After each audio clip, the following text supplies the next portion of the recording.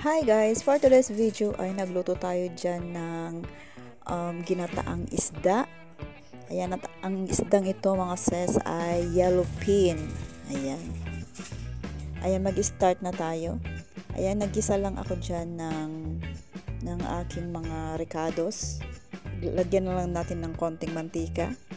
At pag uminit na, ilagay na natin yung ating ricado, yung ating bawang, sibuyas at saka luya. Konting gisa lang mga sis kasi ano lang naman to eh. Prinito ko na yung isda kaya hindi na siya malansa. Ayan. Ginisa ko na din dyan yung ating siling haba para lalabas yung kanyang bango mga sis. Diba?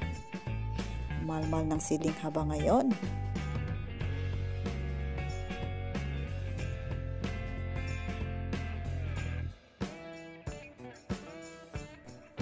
Ayan, after nga natin magisa yung ating mga ricado, mga sis, ay ilalagay na natin yung ating gata.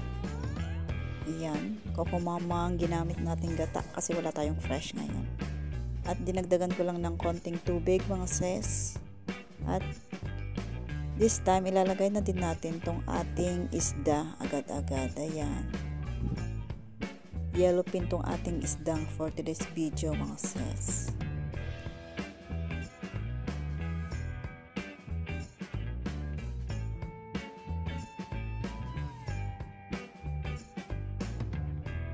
At isusunod na din natin yung ating mga pampalasa mga sis. Lagyan na din natin ng asin at saka paminta. Yung ating seasoning. Ayan. Tapos pakuluan natin na to. Isisimmer natin kahit mga 10 minutes lang. Kasi prito na tong ating isda. Hindi na natin kailangan iluto pa ng matagal mga sis. Konting pakulo lang yan mga sis. Maya-maya ilalagay na din natin yung ating pechay.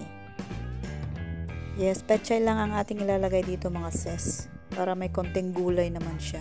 Hindi purong isda. Yan. Lagyan ko pa sana to ng kalabasa. Kaso wala akong kalabasa. Kaya ito na lang ang available mga sis. Ayan, palambutin lang natin yung ating gulay. Simmer uli natin yan kahit mga 1 minuto lang. After nyan mga sis ay syempre kainan na. Ayan.